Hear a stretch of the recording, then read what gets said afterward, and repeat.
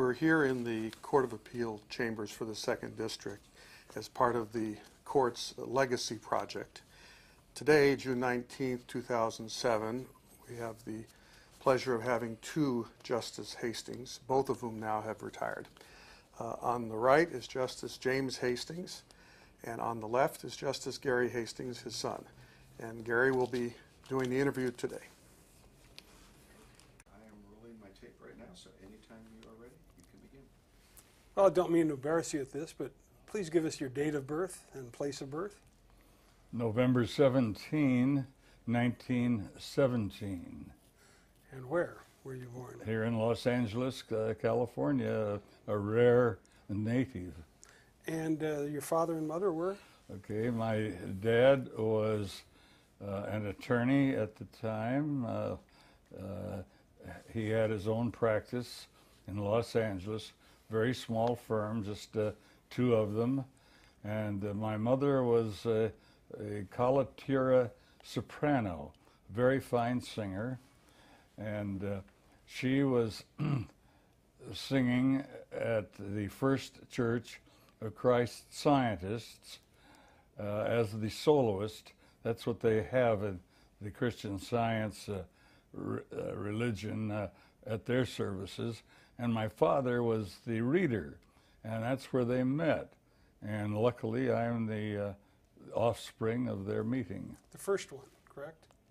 I was the first one. And brothers and sisters? I have a sister 7 years younger, Jean, and a brother 10 years younger, Alan, but unfortunately Alan passed away about 20 years ago. Okay, and your father, my grandfather, was a lawyer at the time you were born. Where did he attend law school? Okay, Dad attended USC Law back in the days when it was downtown. He was number 2 in his class, and because of that, he was asked to be the clerk of a legislature in Sacramento. The legislature was just opening up at that particular year, so although he was a senior, he took that job rather than graduate, and he went up to Sacramento and had a year or two with him. He took the bar exam without ever graduating from law school, if I recall. That's correct. He took an oral exam in those days. 1912 was his class. Okay. Your grandfather was also a lawyer, wasn't he? My grandfather was quite interesting. He was primarily a dentist, but he loved the law, so he took the courses in law and became a lawyer. But he was also from the Deep South, where my father was, and in Jonesboro, Arkansas, he was the first Republican mayor after the Civil War in the Deep South. Now, how was growing up in Los Angeles in the first 10, 15 years of your life? What was that like? Okay, I went to all of the basic law LA schools, Los Angeles High, which was, I thought, just a great school. Then, because my dad had gone to SC and was a loyal Trojan, he, of course, wanted me to go to USC, and that's where I went. LA in those days was quite different than it is now. What were the things you enjoyed doing as a youngster up until, say, the time before you went to college? Well, I was a swimmer, and at LA High I played water polo, and I was on the swimming team.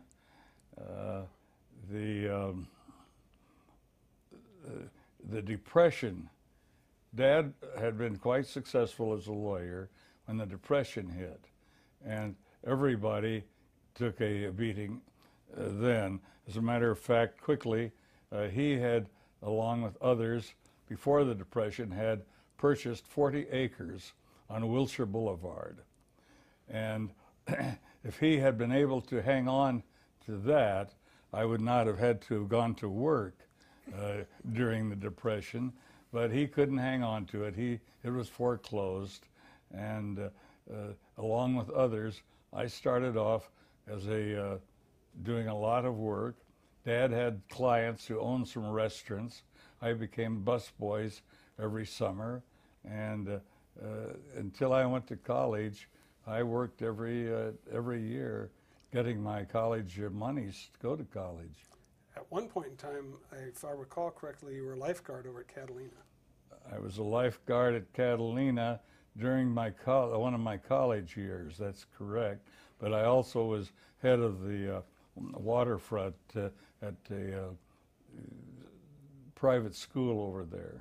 Is that where you learned to enjoy scuba diving or That's skin where diving? Pardon me. Okay. As far as I know, I was the first diver in California who had a mask that would cover your eyes.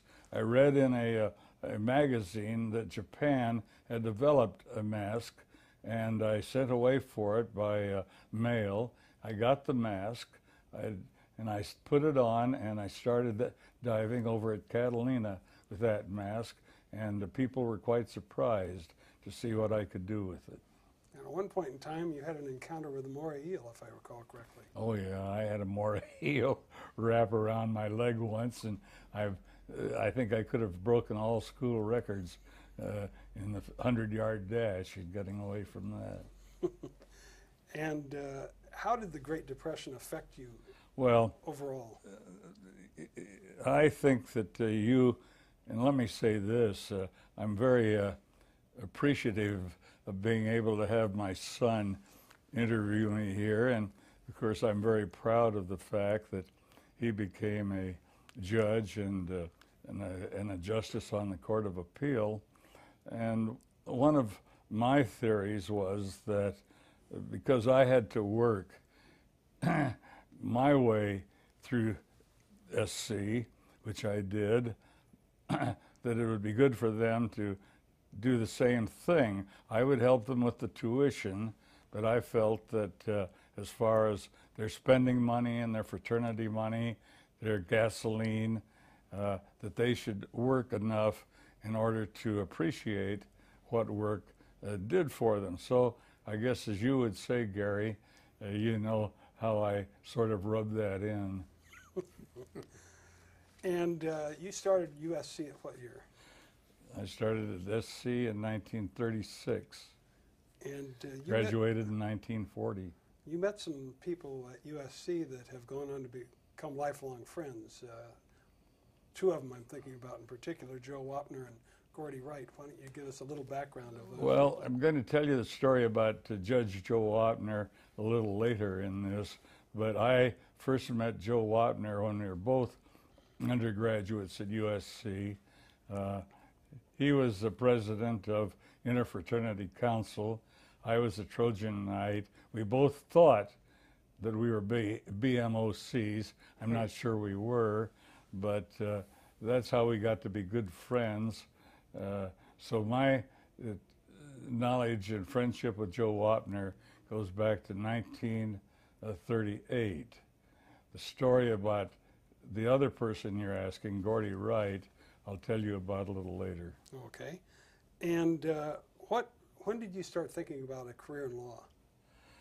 I had always wanted it, but when I went to college, the war was right over the horizon, and I knew that I would be called in the war before I could really do much about it. So I never seriously considered going to law school until I got through the war.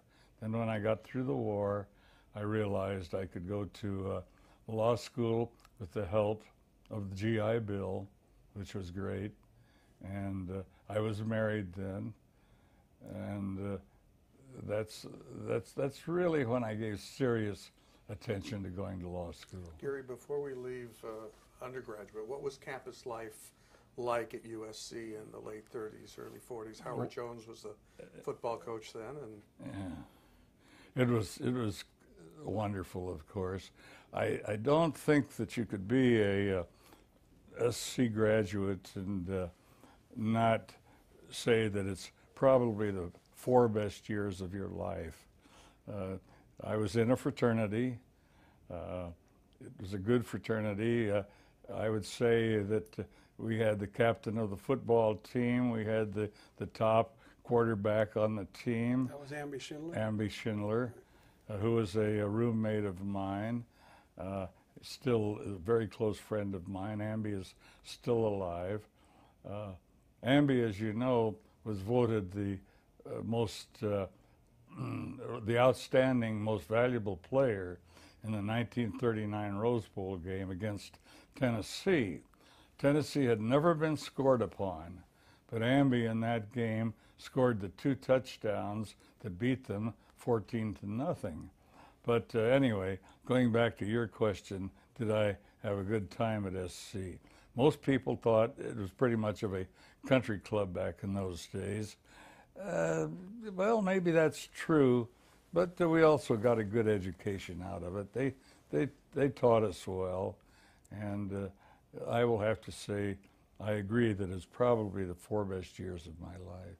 You also played water polo at USC. I was on the water polo team, made 3 letters. Were you an All-American? Well, I didn't have that in those days, but I did lead the conference in goals scored in my junior year.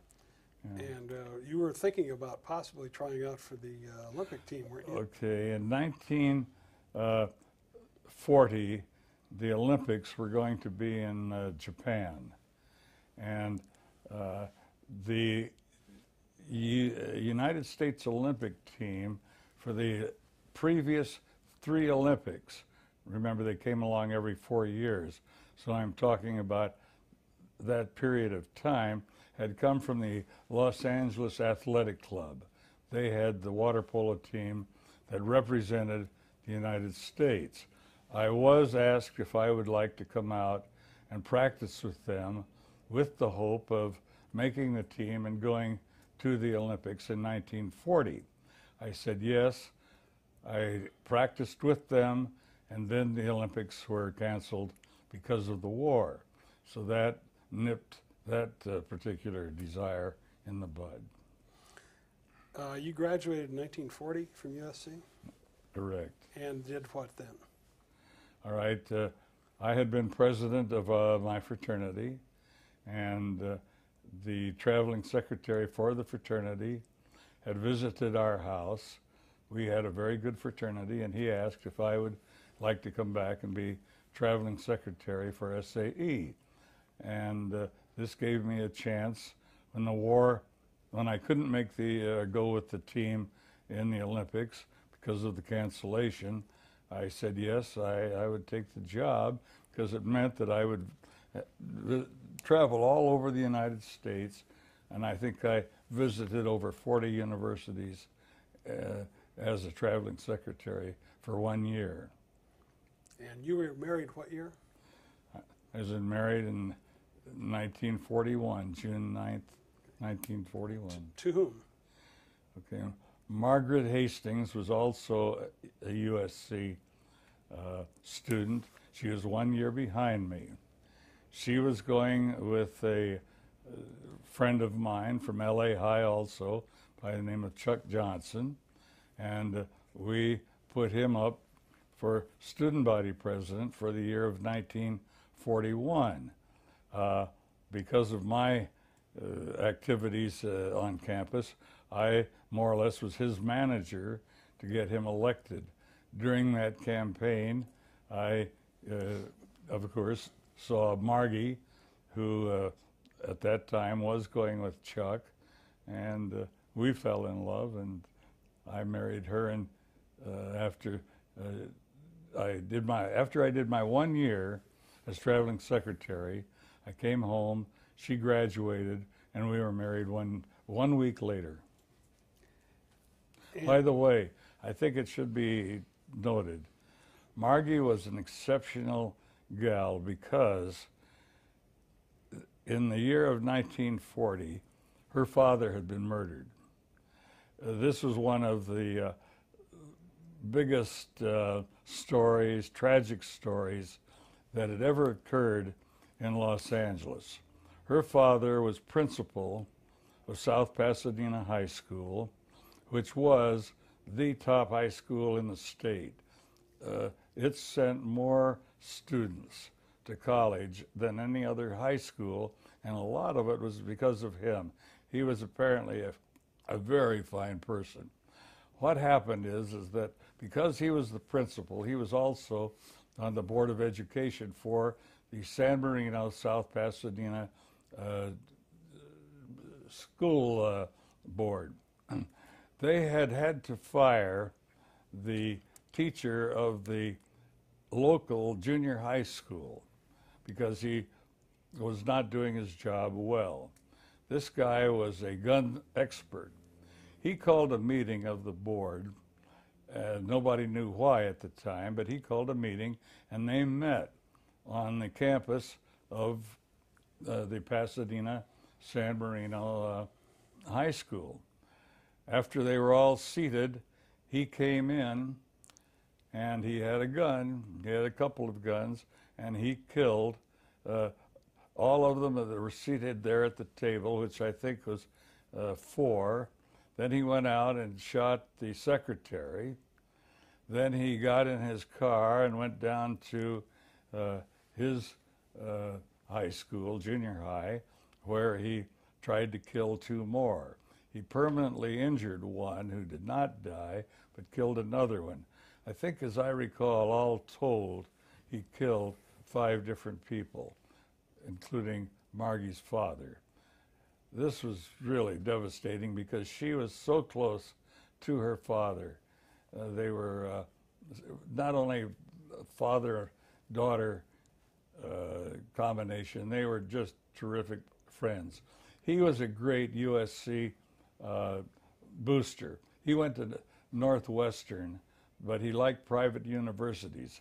So when he came out here, he sort of was adopted USC as his school. He always had season tickets.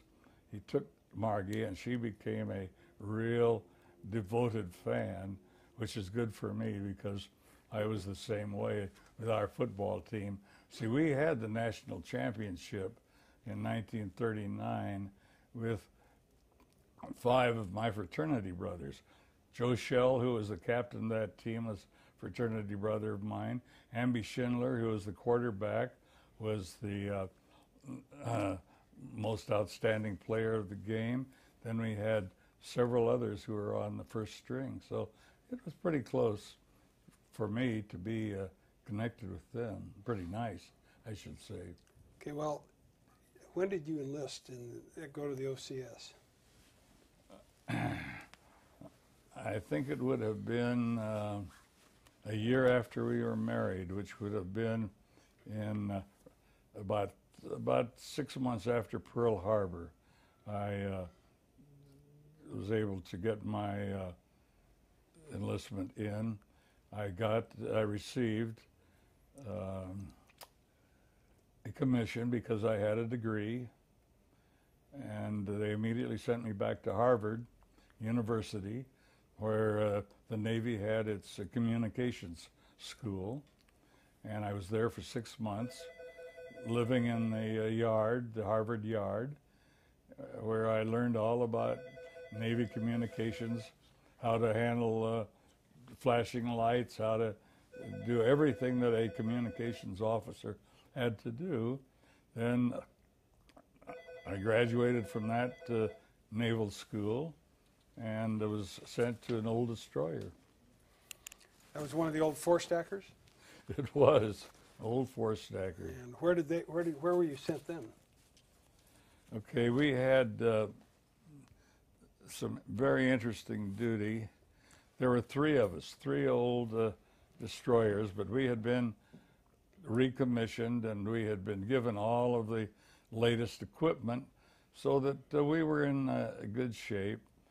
My most interesting duty after we convoyed ships down in South America was, oh, by the way, seeing you're here, Gary, I had finished up a convoy in Recife, Brazil. Being a communications officer, I was able to get the first dispatches for our ship.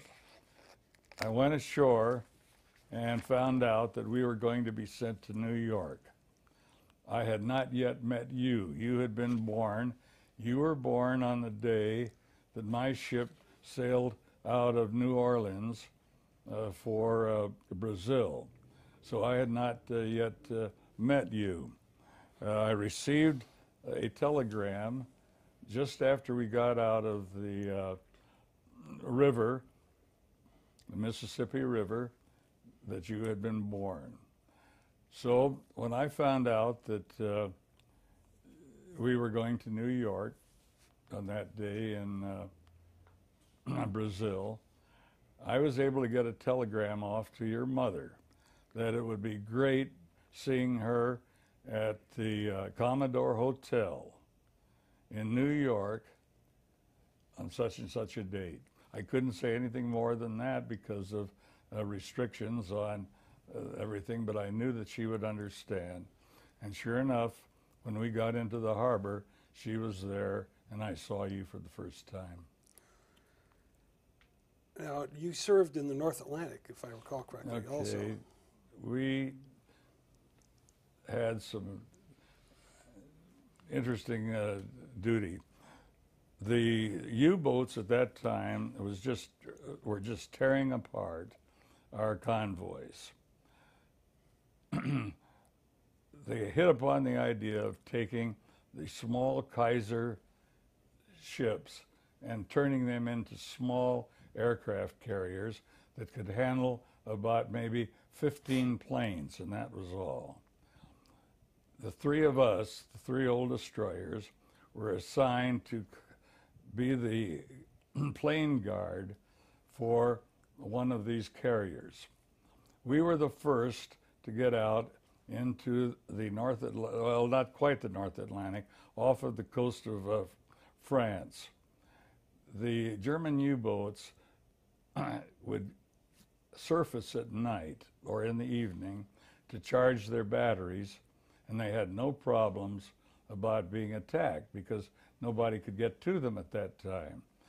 They were quite surprised because we were able to get there with our airplanes, and we did. On that particular very first trip, we got 12 submarines, which was unheard of in those days. My sister ship, or our sister ship, now let me go back up a moment. One of the bombs from the plane had injured a submarine, and it could not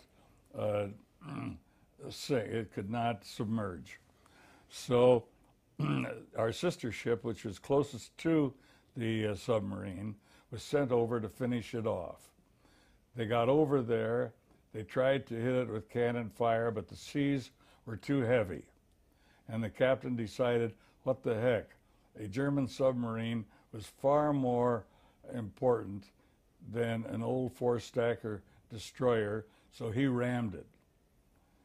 Trouble is that when he rammed it, they stuck together. And the bow of the destroyer stuck with the bow of the submarine. Okay, now all of the Germans were pouring out of the conning tower, and our fellow officers and the crewmen were firing at them from above, which was good. So they were able to capture the submarine. Then they backed off, and in backing off, the submarine sank. The destroyer started to sink, and then we got into the action and got over there to get them all saved, and that was pretty rough because we had rough seas. We lost quite a few. Wasn't that part of a Life magazine story? Yes, that was a big story on Life magazine. As a matter of fact, the United States was so hungry for any kind of a victory back in those days over the Germans that this was the first big encounter where we came out ahead. How long were you stationed in the North Atlantic? Well, from there, they took our ship, turned it into what they called a fast landing craft, and we landed the Marines in the war in southern France. We came up in that particular invasion and helped to land them. And you ended up your career in the Navy, at least your active career. After law school, I was determined to get out of the Navy, which I did.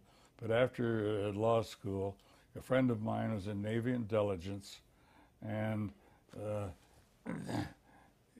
he told me about the program they had to recruit officers into Navy intelligence at that time, and it was paying $90 a month to come back in, and I needed that money. Being just a young attorney, it looked pretty good. So I went into Navy intelligence reserve, which turned out to be a very good thing because it opened the door for me to some very, very good business and some interesting stories. You ultimately retired at what rank? Captain, force driver. Didn't you also go back and teach at that other little school across the town at the end of the war? Yeah, I taught a couple of years business law at USC. Then I taught real property law at Southwestern University. You taught navigation at UCLA, didn't you? You're right. I did teach navigation at UCLA for about 7 months. Okay. After the war, you went to work where?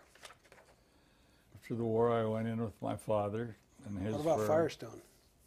Oh, thank you, yes. I was with Firestone Tire and Rubber Company in their personnel office, assistant personnel director. Did that teach you anything? Yes. I think it taught me that I wanted to be my own boss, because as personnel director, I saw how our president and other senior officers could fire almost at whim anybody that they didn't like. And I thought this was no way for me. And so I think, Gary, one of the things that I kept emphasizing to you was be your own boss. So you decided to go to law school, and you showed up, if I recall correctly, on the steps of USC Law School in your uniform to try and sign up. Is that correct? Yes. And why don't you tell us about that? Well, I got out of the service in November of 1947. No, 45, I guess it would be. And I went down to enroll in the USC Law School, and standing there next to me in the line was my friend from undergraduate days, Joseph Wapner, who, as you know, went on to become very famous as the people's judge. So we studied together along with another person who is a graduate from SC, Gordon Wright, and we had a plan. After each Friday night, we would type up a summary of all of our classes the week before, and we stuck together all through law school on that. Gordon went on to become a very fine trial attorney. You know the Joe Wapner story. He became a judge and then became the judge for People's Court. You met some people during your law school days that helped mentor you in the future. Who do you recall in that regard? You're going to have to refresh my memory on that. How about Bob Kingsley? Oh, well, Bob Kingsley was he was known as the hatchet man. Did you go to USC? I did not. I went to UCLA. Okay. Well, Bob Kingsley was the hatchet man on the law school faculty. he probably flunked more and had more students afraid of him than any other teacher, and he was tough because Bob Kingsley was a very brilliant man, very brilliant teacher. Luckily, I got through his courses all right, and finally, when I was appointed to the Court of Appeal, Bob had been appointed to the Court of Appeal by Governor Pat Brown because of his knowledge of the law, and he became sort of a mentor to me. I was able to talk to Bob and get a lot of good views on how I should write my opinions. So I had a very fine relationship with Bob after I graduated. There are also a number of people that I think you met at law school that you knew throughout the years that helped your career. And I'm thinking of William French Smith and the Lucas brothers and Justice Eagleson. You talk a little bit about them? Well, first of all, I think we should probably go back and talk about how it was that I was appointed as both a Superior Court judge and a Court of Appeal justice. When Reagan ran for governor, I did not vote for him. We had somebody running against him by the name of Christopher, who was mayor of San Francisco, and I thought that he would be a good governor. I couldn't see Reagan at that point, who was well known as a movie actor, but not that well known as a politician and a leader. So I did not vote for Reagan at that point. When Reagan won his election, he had run on a ticket in which he promised, not being an attorney himself, that he would appoint judges by using the Missouri system. The Missouri system was where there would be a committee of, I think, 3 laymen, 3 judges, and 3 attorneys. This committee would review applicants who wanted to become judges, and they would then give to the governor the names of 3 that they had picked to be qualified to be judges. The governor then was required under the Missouri law to appoint one of them. After Reagan was elected, he appointed a committee headed by Seth Huffstetler to draft the wording for that law, and I was on that committee. Why he appointed me to that committee, I never knew. But we drafted up the law, sent it up to Reagan, and he sent it over to the legislators. For some reason or other, they never approved it. I think we know why.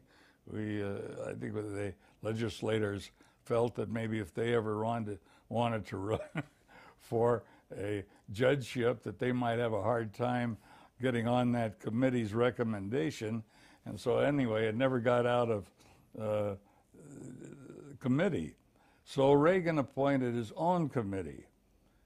And on that committee were friends of mine, including a good friend, William French Smith, who was a tennis partner of mine. And I think that maybe, well, anyway, let me put it this way. While Reagan was governor, 13 vacancies were, not vacancies, 13 judgeships were opened up by the legislator. So I was asked by a friend of mine on that committee if I would accept a judgeship if it was offered to me, and talked it over with my wife and said yes. So that's how I was appointed to the Superior Court. Now, on the Court of Appeal, I still to this day don't know how that happened. I had been a judge for just 7 months, and I want to tell a quick story. I found out that if you are just a new appointee, you might be expected to take the worst cases that were coming out of Division I, which is the division that assigned the cases. My first case was a very, very tough case in which 2 senior judges had declared mistrials because the attorney for the plaintiff was an old-time attorney who liked to practice as though he were back in the old days. He would object to almost every question, and he would argue, and anyway, he drove them crazy. So they all declared mistrials. Well, being the junior judge, they sent it to me. And I want to tell you, after I started trying that case, I had serious doubts as to whether I had been smart in trying to become a judge. It was really tough.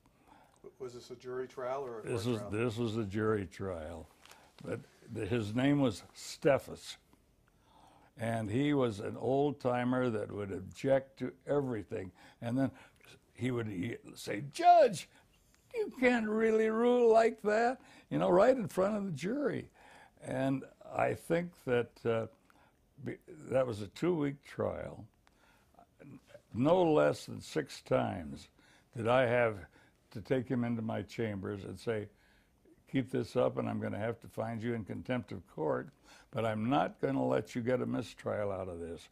We're going to finish this case," which we did. After it was over, and I hadn't known this, he came into my chambers, and he said, "I just want to tell you that I appreciate the way you handle this case." And he says, "I have told my son about you, and he happened to be in Sacramento and I think on Governor Reagan's staff," which I had no idea about. This might have been some way that my name got into Reagan to get the elevation. I don't know. So out of tragedy, or I won't say tragedy, out of a hardship case, it might have been that was the opening for my appointment, because I had not sought it. It was just out of the blue. Let's go back briefly. You graduated in 1948 from law school. Right. And why don't you tell us what you did after law school, who you worked with, and what you specialized in, that type of thing. Well, most of my law was in business. My father had a very fine probate practice, and I got into that, and then because of my teachings at Southwestern, where I taught real estate law, I got into real estate practice. At that time, my early years, condominiums were just coming into being, and I was in the forefront of drawing a condominium, you might call rules and regulations, and organizing corporations that would become condominiums. So I was in the beginning of that in real property law.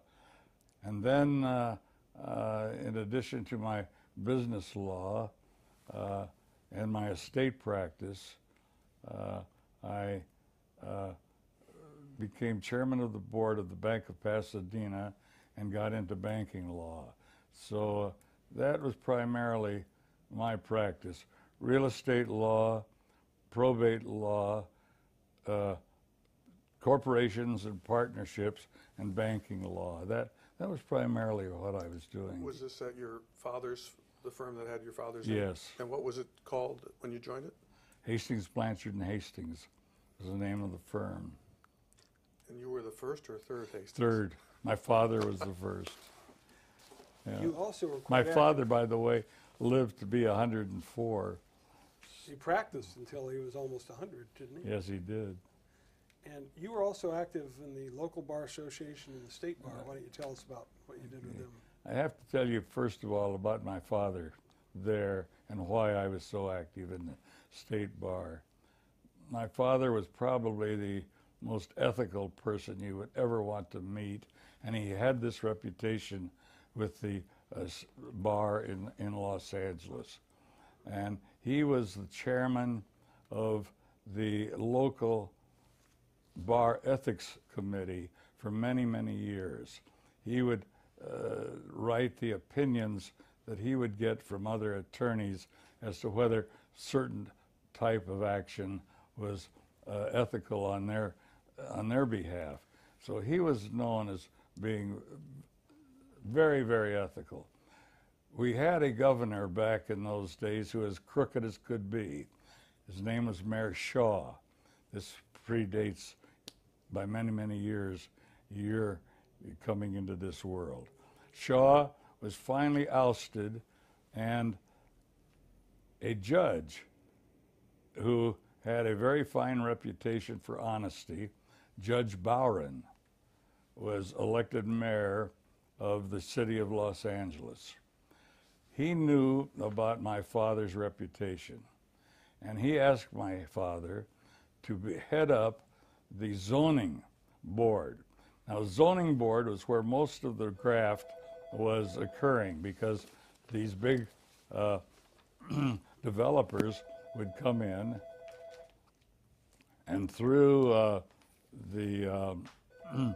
well, you know, just through plain old graft, giving money to the board, would get approval for certain areas that could be zoned for commercial work, zoned for different types of residential work and so forth.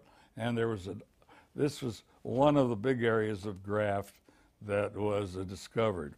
So Mayor Bowron asked my father to head up that committee, which he did for several years while they turned the city around. That, I wanted to tell you that story because that shows how ethical my father was. Okay, because of that, he got me immediately into the ethics committees of the local bar association. And I was on all of the ethics committees, is one thing. I also was very active in the junior barristers, and I put on the, as chairman, the Christmas hijinks. I was on a committee to try and reduce smog in Los Angeles. Briefly, I did have a lot of extra work on committees for the Bar Association. Then, later on, because of my, and I think because of my dad's reputation, I became chairman of the committee on the unauthorized practice of law. This was for the state of California, not just local, but for the state. And on that committee, we would have to bring in people who were practicing law, corporations that were practicing law, and we would have to give them cease and desist orders. And then after that, I was on the state bar ethics committee for 2 years, and I was told I would be chairman of that committee, except then I was appointed to the Superior Court.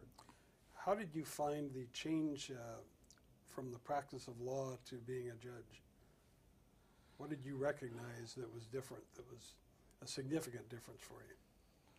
Well, it's completely different.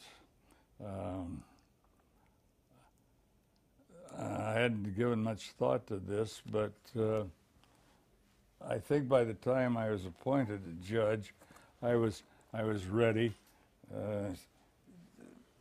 being a small practitioner with lots of irons in the fire could keep you pretty busy, and it was nice to get on the bench and just do your judicial work, which I found most enjoyable. I would say this: after 22 years of private practice, becoming a judge was a wonderful change. I enjoyed it very much, and I can say that I am very thankful that Governor Reagan appointed me, because it did change my life much. I think I'm probably alive today because I became a judge and could enjoy what I was doing so much. How about the change of income? Was there much of a change in income or an impact? There was a little drop off when you became a judge, yes, but not a great deal, because one of the interesting things is that after I was appointed, the legislature tied their income into the judiciary's income, and all of a sudden we found the judiciary income leaping forward. So I have to admit that after a few years on the bench, I was probably making more money than I would have made if I'd stayed in the practice. Your father must have been very proud of you at that time, going onto the bench. What He was. remember conversations you had with him around that time about this transition? Yes, he was. He had been offered a judgeship when he was a very young attorney by Governor, I can't think of his name right now, but as mentioned just earlier, the income wasn't very big at that time, and he felt he couldn't take the judgeship, so he turned it down. But he was quite proud when I became a judge, and very proud when also Gary became a judge after me. You served in the Superior Court less than a year. How did you find the transition to the Court of Appeal? Well, it's quite different. You know, being a trial judge and then a justice on the Court of Appeal, that there is, I think, a big degree of change. As a trial judge, I think you're more concerned because you're an arbitrator. You're making sure that the case is fair, that the parties get to present their case properly, and as I say, I think you're more of a referee. You're really not that in the Court of Appeal. You're back to the basic law that you was taught in law school, where you have to do a lot of research, a lot of reasoning. I think that of the two jobs, if you want to call them jobs, I found the Court of Appeal position much more to my liking, because I enjoyed research, I enjoyed writing opinions. You don't really have time to do that type of work at the trial level. I did like the trial level where you're meeting the attorneys, you're meeting the juries, and you're meeting the people. I did miss that when I went up to the Court of Appeal. I missed that a great deal. But in the long run, if you really enjoy law, as I did, I think that the place to get your greatest satisfaction is writing legal opinions and knowing that you can be some influence on, hopefully, new law because we are writing on cases of first impression. At least see, when I went on the Court of Appeal, we were getting into new areas of law. The no-fault divorce law had just gone into effect, and I was receiving all kinds of cases on divorce cases. So I did have a chance to write quite a few cases on the new law. As a matter of fact, let me quickly state that I had not had much criminal law in my practice. And here I am appointed to the Court of Appeal, and immediately I am put on the panel for the Manson cases and the Onion Field case. So I had to get in and bone up on my law that I had learned in criminal law. And by the way, though, my professor at USC in criminal law had been Kingsley, and he was a good professor, so I could go over and talk to him about the Manson cases. I was not the author in them. Chuck Vogel, we had Chuck appointed to come up and handle the Manson cases, rather because they were so voluminous. We couldn't take one of us to be writing all of the opinions on it. And Chuck came in and did a great job.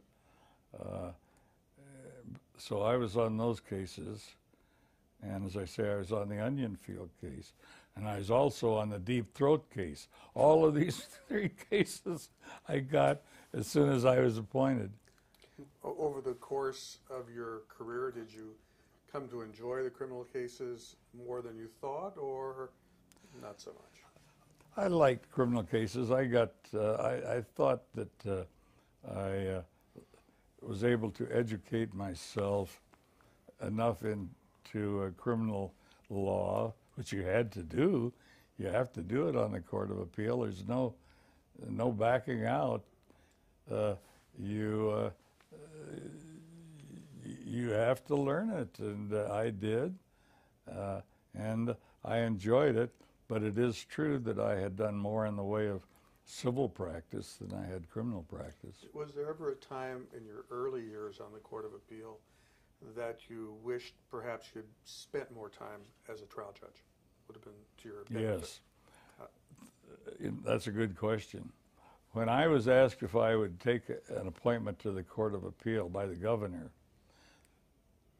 this was to his appointment secretary, I said, wait a year. I said, I have worked out with a good classmate, friend of mine, Judge Caldecott, that I'll take his criminal court for a year, and he'll come over and take my civil court for a year, and we had that all worked out. I said, if possible, appoint somebody else to the Court of Appeal and let me go over there for a year and have criminal law background before you appoint me. I wish that had happened. For some reason, they didn't want to wait. When you were appointed to Division 5, which is where the opening was, there was a fairly strong personality who was the presiding justice at that time, Otto Kaus. Why don't you talk a little bit about Otto and how you got along with him? Otto was not only a strong personality, but he was a wonderful person who was very intelligent, very well schooled in the law, and could write beautiful opinions. He took that from his mother. His mother was a famous writer, and she had been the first one to take the memoirs of Catherine of Russia, Catherine the Great, was it? She had taken her memoirs in Russian and translated it into English. And she also, on her own, wrote. So Otto was well-schooled when it came to writing opinions. Otto was also Otto Kaus, probably of a form of, well, sort of like a Prussian background, and could scare a lot of people because until you got to know him, he could be very opinionated about a point of law. Personally, no problem. But when it came to a point of law, if he thought he was right, he could spell out the reason he thought he was right. And unless you were sure of your position, he could pretty much convince you that you went along with him. And this scared some of the judges, I was told, before I was appointed to the division. But I had a wonderful relationship with Otto, and he never had a problem. I never had a problem. And he went on up to the Supreme Court, where he was probably one of our better justices. And I loved the 8 or 9 years I had with him on my particular Court of Appeal. Did you socialize with him No, off the court? no, he did not socialize much off the court. No. As a matter of fact, there wasn't really much socializing between any of the justices. Well, I take that back. I did socialize quite a bit with Justice Stevens. He was Clark Stevens. Clark Stevens, wonderful person, yes. But I think that most of the justices, even in other divisions, worked hard, probably went home at night, took lots of times, took their work home with them. I don't think socializing was that big or that important. Clark Stevens came from a well-respected family of judges. What was he like? What was his judicial philosophy? Clark was the brother of a federal judge who was well-respected. Clark came from a family that was well-known in the judicial circuits. Go ahead. And Clark was appointed a municipal court judge early in his career, so he had been on the court for a long time when I got there. And while he was a Democratic appointee, if you'd call it that, in those days, appointed by a Democratic judge, a Democrat judge, and I was appointed by a Republican judge, we saw eye to eye on most cases. Very fine person. The public sometimes looks at it the way you just characterized it. You're appointed by a Democratic governor or a Republican governor. When you came on to Division 5, I think there would have been 2 of you were appointed by Republicans and 2 by Democrats. Did that seem to have any impact at all in your relationship? None whatsoever. I think that's the good thing that could be said about a good division is that each judge knows that they're there to do only one thing, that is to analyze the case that they have before them at the time or the cases, see if the law was correctly applied, and look at it from that standpoint and not look at it from any type of a political standpoint. Probably won't. I'm ready to go. Why don't you tell us about some of your more memorable cases? And I'm thinking right now about the alphabet bomber, Mr. Kerbegovich. Well, that case I had early in my career, and that's where the jury had found after the trial on the issue that Kerbegovich was competent. Then the trial went on, and the jury found him guilty of being the alphabet bomber and placing these explosives in the locker. The judge at the time reversed the jury, saying that I find him to be incompetent and therefore set aside the verdict. Well, I got the opinion, along with my other two counsel. Otto Kaus was on it, by the way. And I found that under the law, he did not have the right to step in as a 13th juror and set aside what had been clearly litigated.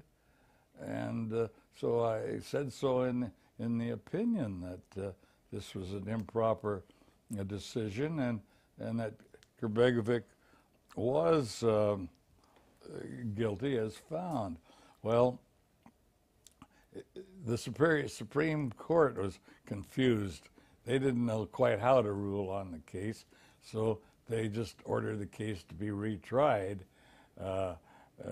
and he was found to be competent and was guilty, just as he had been in the first case.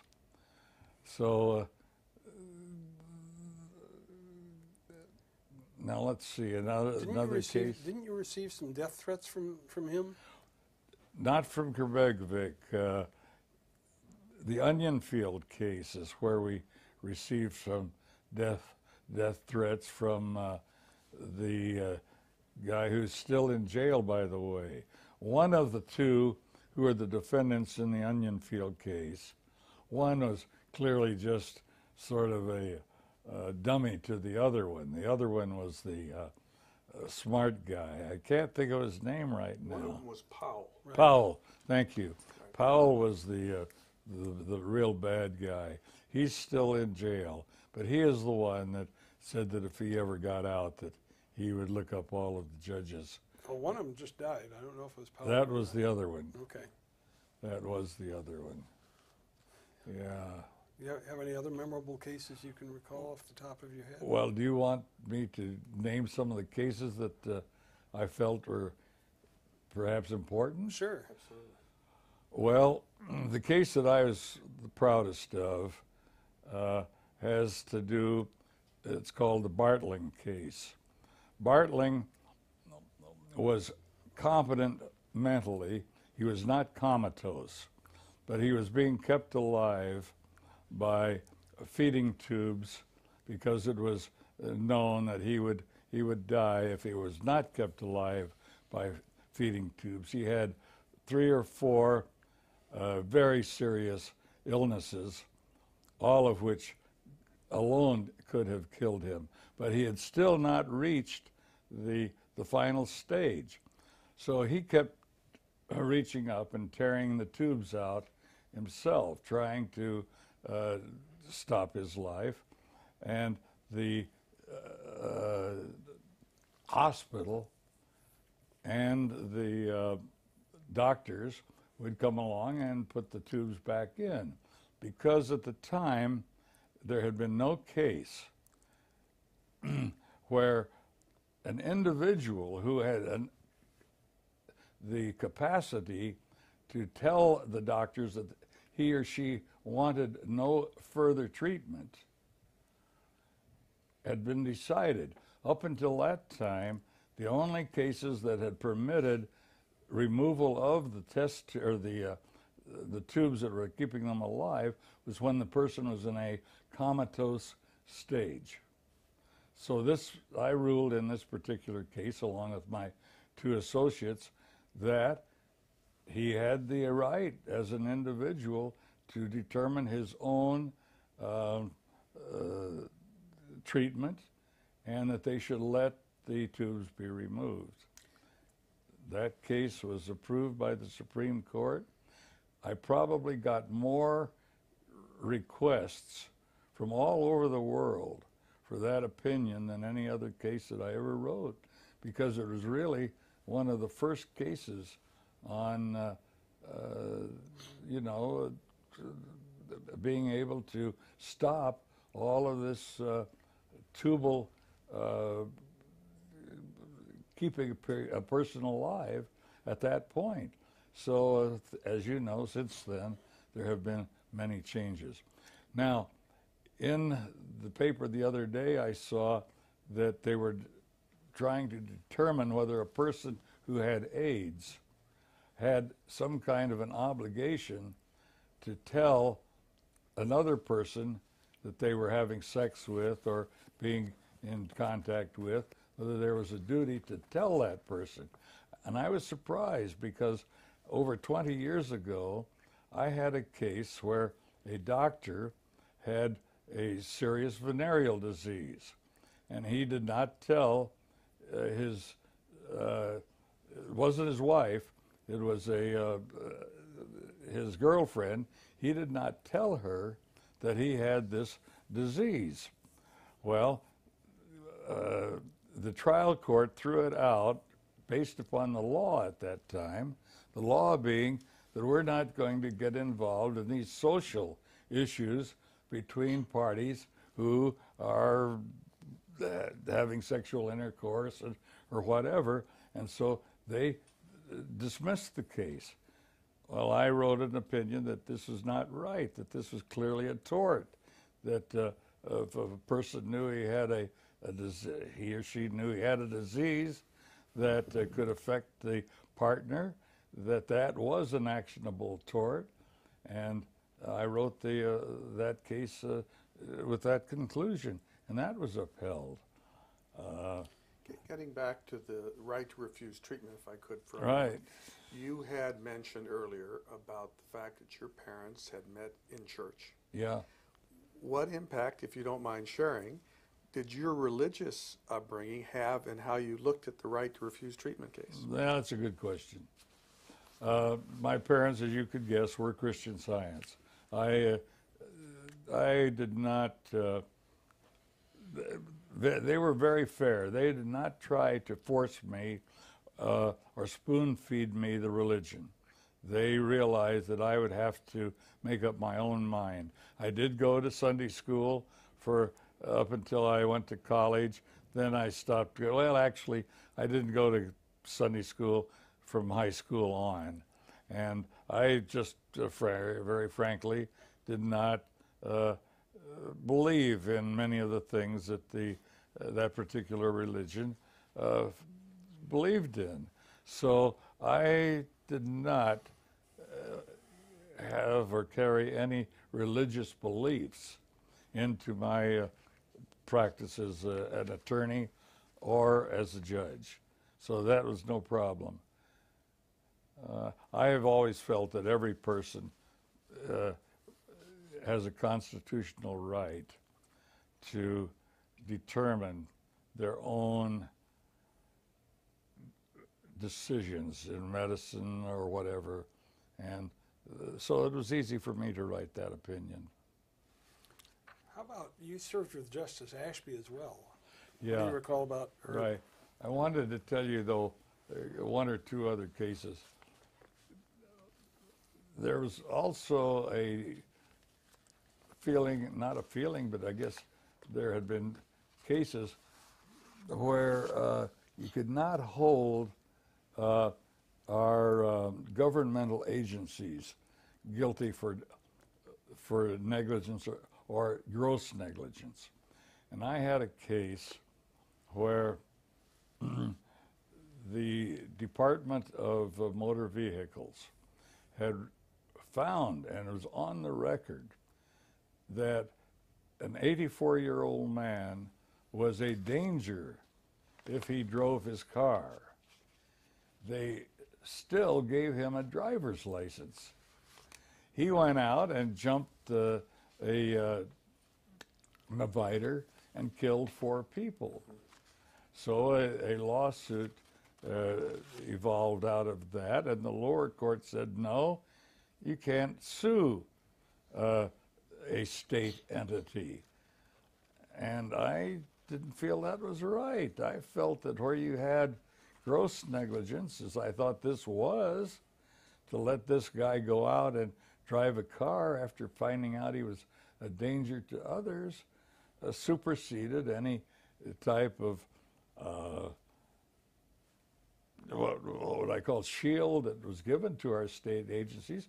And I wrote that no, they could sue the state of California and the department. And that was upheld by our Supreme Court. So that was another case that I felt pretty important, was of importance.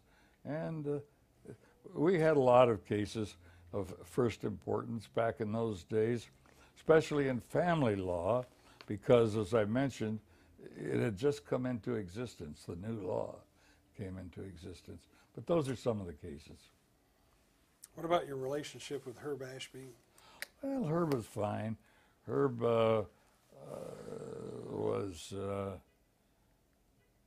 I don't quite know how to, let me put it this way. We had a very fine division.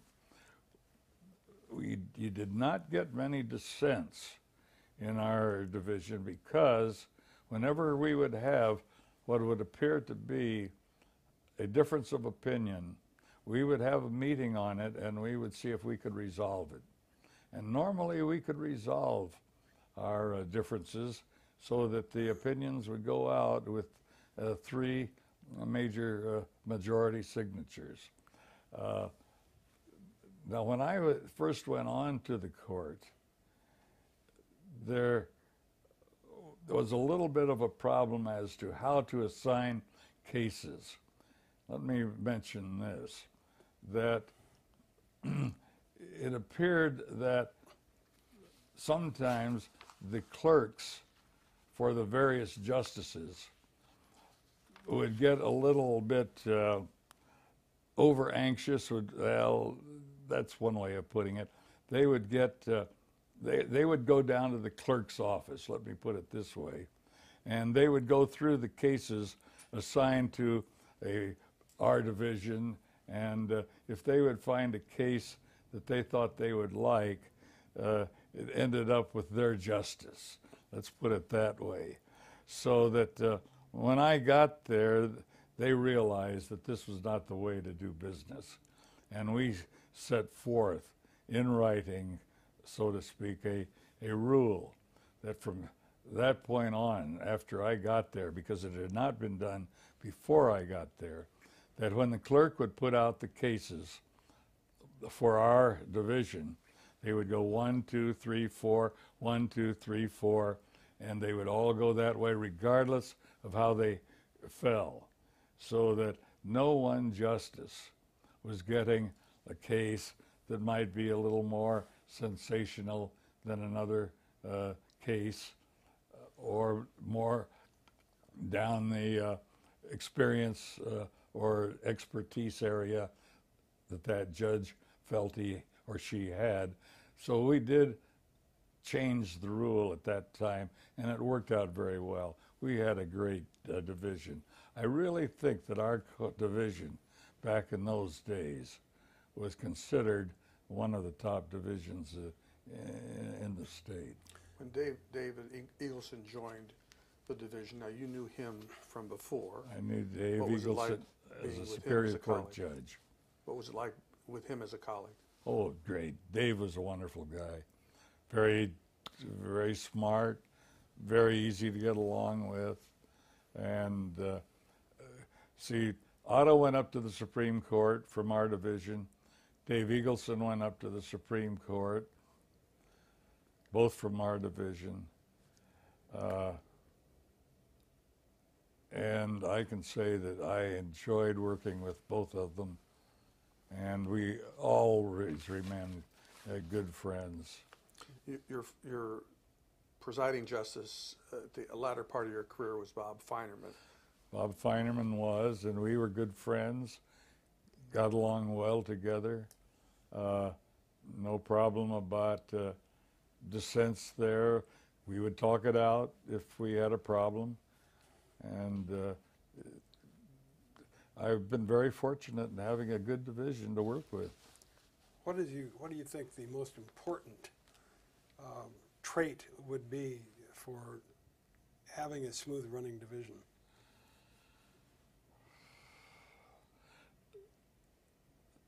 The first thing, swallow your ego.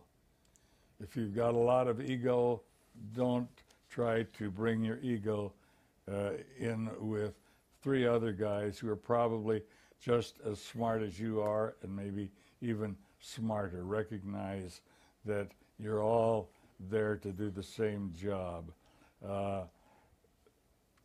be considerate in your relationship with your other justices. If you're not, it's not going to be too happy working in just a four-court or four-judge division, because I have known divisions where personalities would take over, and I think would infringe on the harmony not only of the court itself, but on their opinions. If you get along with your other judges, you're going to have good opinions. As far as intellect is concerned, sure, there's going to be a difference in intellect in various areas. Some are going to be more comfortable with criminal cases than with civil cases, and vice versa. Recognize that. Sometimes rely on the expertise of another judge who is very skilled in a certain area. But you can do that without having to set aside your own experience and knowledge. See, the great thing about being on the Court of Appeal is that you have time to really study and acquaint yourself with the issues and the law that's involved. And it's not going to be very easy for one of your other judges to fool you on what should be the correct opinion if you do your law, if you do your homework. And that's what you should do on the Court of Appeal. What about working with staff? You have a secretary or judicial assistant, we call them today, and one or more research attorneys. What was your theory and your philosophy about working with staff? I had great relationships with my staff, because when I would give them a case, if I felt that they knew the law or could handle it, I would let them run with it, and then I would let them do the opinion, and then I would review it with them, and if I felt that they had made a mistake, I felt that I could be very circumspect in how I discussed it with them. I never tried to be, hey, I'm your boss and you're going to do it this way and that way. It was a working relationship that I had with my staff, and it was a very friendly staff. That's the way it should be. You just mentioned a number of the judges in your division, but you also worked with a large number of judges in other divisions. Two sort of legends on the court, you might say, Mildred Lilly and Lester Roth. What recollections do you have about the two of them? Of course, when I was a trial attorney, Mildred Lilly was one of the first women judges on the court. She started as a municipal court judge. She tried a couple of divorce cases for me, so I have known Mildred for years. I got along quite well. She was a very smart lady, very personable, very kind, but she could also let you know if let's put it this way, while she was a trial judge, you were very careful that you knew what you were talking about, or she could bring you up short, but in a nice way. I mean, she was the kind of a judge that could keep control of her court without your getting upset about it. She was a very nice lady. As a justice of the Court of Appeal, I didn't have a chance to ever really sit with her. I respected her opinions, but all I really knew her was as an associate, and that was about it. Some of the others, now we had Bernie Jefferson back in those days, a brilliant justice, brilliant scholar, had written many books, and he was a great guy. You could love him socially, but if you were on the court with him, as I was told by his friends, and he told me himself, he said, "Sure, you can disagree with me, but," he says, "never expect me to change my opinion." He says, when I write an opinion," he says, "that's it." And his associates would always tell me the same. If Bernie dissented, just take his dissent and go on. Don't go in and try and change his mind. Now that was rare. That generally didn't happen in our case. Some of the others. Campbell Lucas, you knew. Well, Campbell Lucas was just a wonderful judge and a wonderful person. Just so nice, so easy to get along with. Yes, for a while there, he was my presiding judge. After I had retired, I stayed on for 2 more years to help the court with its backlog, because Dave Eagleson had been appointed to the Supreme Court, and we were short-handed. And so I stayed on when he was presiding judge of Division 5, and it was just a very easy to work with, fine judge. On occasion, you had some of your opinions decertified by the Supreme Court. Were you ever overruled by the Supreme Court? Or reversed? Sure. How'd you take that? Oh, I disagreed with them. I don't think I ever. Now, I don't think I had too many overrulings.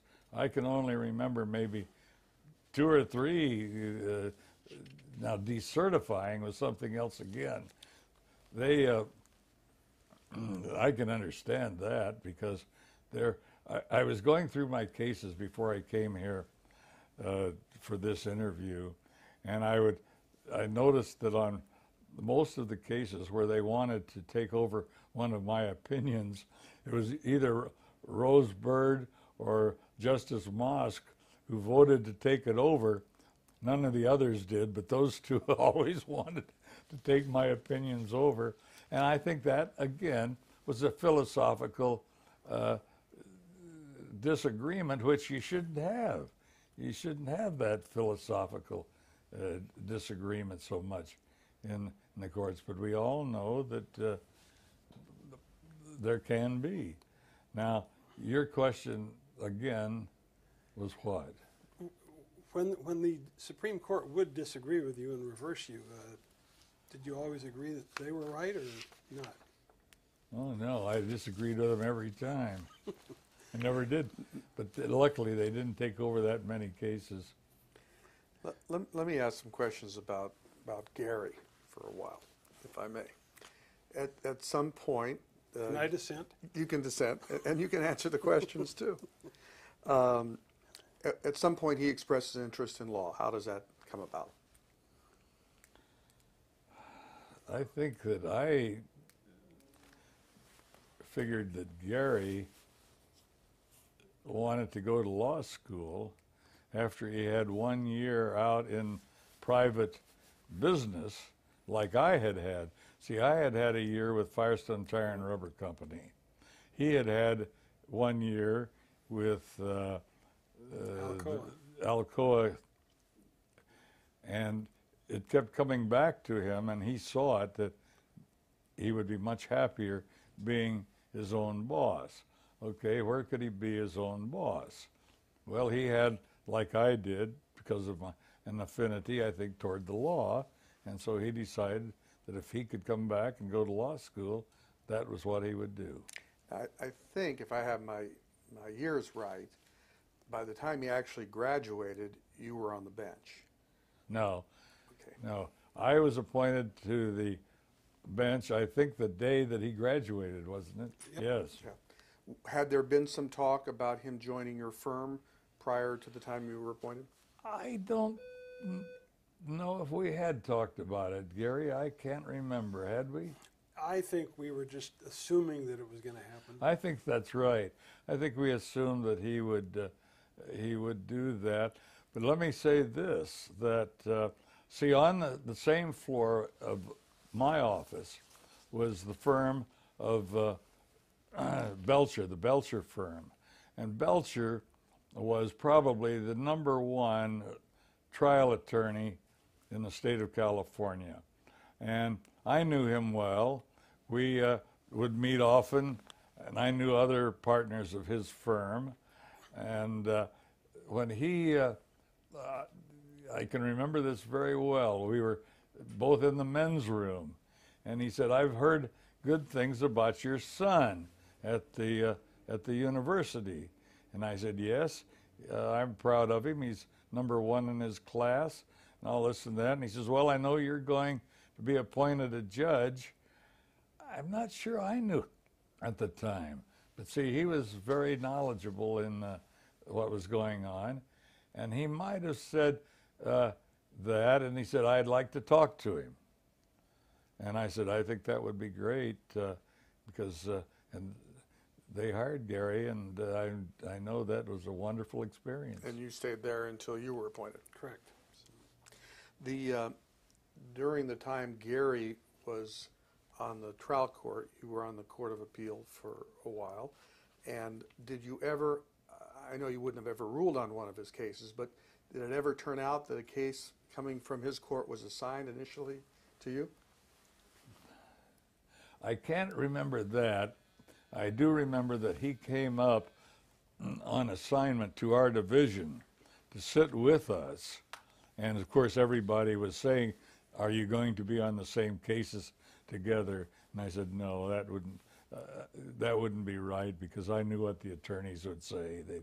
They'd say they ganged up on us. You know, the losing attorneys would at least say that. So although he was there at the same time, we did not sit together. So for those 2 months, really was the only time you ever worked directly with him in the same Yes, operation. I think that's right. What was that like? Well, it was wonderful, but he would write his opinions, but I would not be on them. So I don't know, Gary, was I reviewing your opinions when you were there? Not that I know of. I don't think that I think I more or less left Gary to be on his own. I do have to say there was one time when I was still practicing law that one of my cases was assigned to Division 5, and I had to go up and argue. And Dad was not assigned to sit on it, of course. I don't think I'd ever prepared any oral argument better than that one. And unfortunately, when we got there, the attorney on the other side, Fred Hastings, stood up, and he was the appellant, and said, "Your Honors, I have no argument. I'm just here to answer questions." They had none, so I didn't have to make my well-prepared argument. Now, when you were in court that day, was your father on the bench, or had he walked off? He was on the bench. Boy, that was your one chance. That was. Thank heavens I didn't have to make that argument. I don't know how I would have done. Your father lived to 104. You're approaching 90. What do you attribute the success of your longevity? I guess genes. I can't think of any other reason. My father lived a much more, what would I say, Gary? Not a cleaner life, but he didn't drink. He didn't drink coffee. He didn't drink tea. And of course, I would take a drink now and then, and I enjoyed coffee. So I don't know why I'm living. Of course, I don't think I will live to 104. You're close. Well, what about your golf game? I know from having heard from Gary that you've been active pretty much all these years. the golf game has pretty much gone down the tubes because of my back. My back is not that good, but I have kept my swimming up, and I do swim every other day. I do over 30 laps in the pool every other day. That has helped. You've also taken up art quite Painting. actively. I do acrylic painting. That primarily keeps me happy because I can paint 4 or 5 hours a day, get off the computer in the morning, on the computer maybe an hour, hour and a half, then go in and paint. Well, I think this has just been a wonderful afternoon, and really appreciate your time. This will be a treat for generations. I don't know. Gary, anything? I have more? nothing further. Well, good. Court's Very good. adjourned. We're adjourned. Okay. All right.